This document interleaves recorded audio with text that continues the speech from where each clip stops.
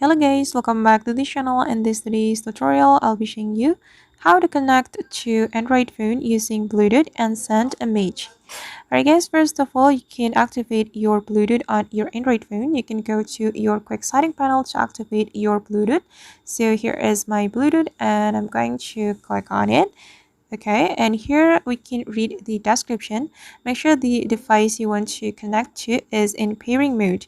And now my phone is currently visible to nearby device. Okay, then we can click on done. Then we can open our gallery to select an image that we want to send. And I'm gonna go with this one. We can click on it, then click on this icon to send this image. Okay, then we can click on Bluetooth since we want to send this image with Bluetooth. And here you can select the device that you want to connect to. And this is the device I want to connect to. And we can click on the device like this. Okay, and on the device that you want to connect to, you have to select receive. And now the this image is being sent, as you can see.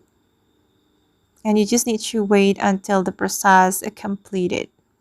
Alright guys, and that's how we can connect to Android phone using Bluetooth and send a image.